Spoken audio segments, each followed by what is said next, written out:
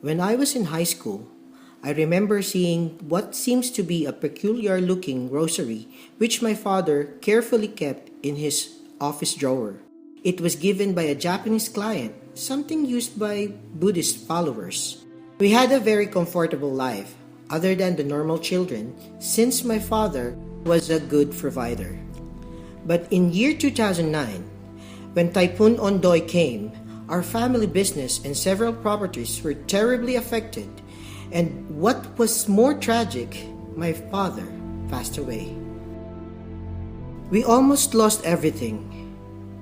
I decided to migrate in Davao as a BPO senior recruitment specialist with my mom and grandmother.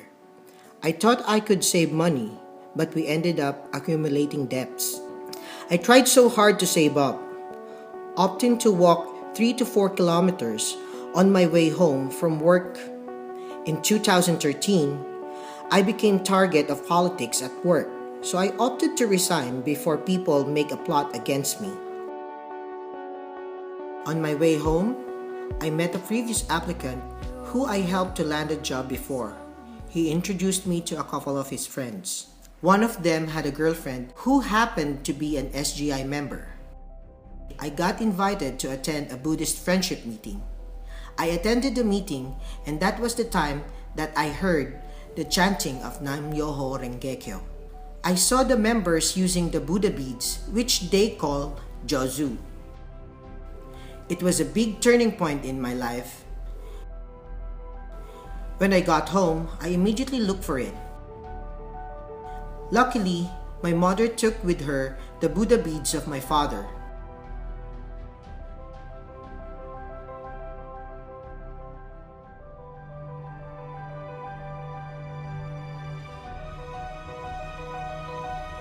My first benefit was landing a job after continuously doing morning and evening gongyo. July 7th of 2013, I finally received my Gohonzon. That was the time I made a vow to the Gohonzon and to myself that I will live and make my life meaningful with the purpose to share Nam Myoho Renge Kyo to all my family, my friends, and my colleagues. In October 6, 2013, one of my friends, Mar Israel Torrefranca, became my very first shakubuku. Together, we often rode bicycles to attend activities and conduct member follow-ups. We both actively invite our friends to attend friendship and discussion meetings. The following year, my shakubuku and I became members of Sokahan. August of 2014, one of my YMD leader asked me to join him to attend a coordination meeting with other non-Buddhist organizations to organize the celebration of the International Day of Peace. Because of this, the entire attendees of the meeting have decided to call ourselves the Davao Peace Council, consisting of Christians, Muslims, Buddhists, indigenous people, government, and private organizations working together to promote peace.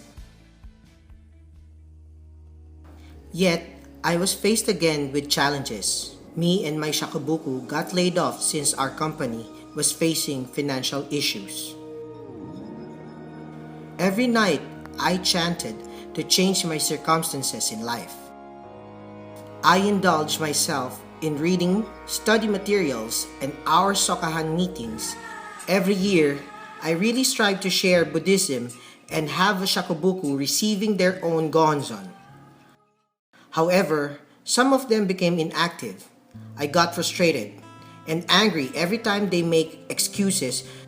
Then I remembered one of the stories of Sensei Ikeda during the Battle of Osaka, when two leaders were not able to get members to attend meetings and produce shakubukus. Sensei told them that it's the leaders' fault because of their half-hearted efforts, which reflects to their members. I forgot that they too have their own struggles to face. I once again chanted every night for wisdom on how to rekindle their faith. In 2016, my older brother in Manila was diagnosed with prostate cancer. My mom was so worried because we don't have enough money to help my brother to pay his doctors and buy his medicines. That triggered my mom to to chant every day and night and become active in our activities. Soon enough, my mother and I received the good news from my brother that his former employer, a doctor, offered to help him with his hospital and medical expenses.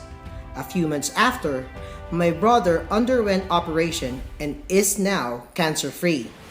This paved the way for her to receive her own gonzon on January 1st of 2017.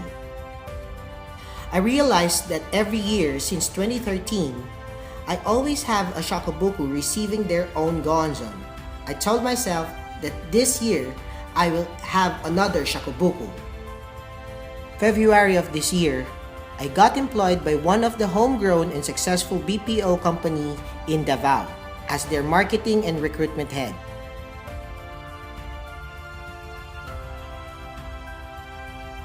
I am happy too for my shakobukus because the first one already has a very successful motor shop of his own, and the others were continuously practicing Buddhism.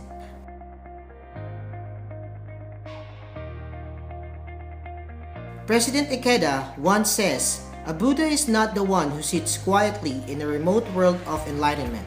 A Buddha is the one who never ceases to take on challenges, who goes among those who are suffering and sweats and toils for their happiness." I will never get tired of sharing this Buddhism through my very own human revolution. Let us all strive to be a source of hope and inspiration to others, and let us be the bridge for them to be connected to the mystic law of Nam-myoho Renge-kyo to attain their very own absolute happiness. I'm Erique Mendoza, Young Men's Division Vice Chapter Chief, Frontline Chapter, Davao City.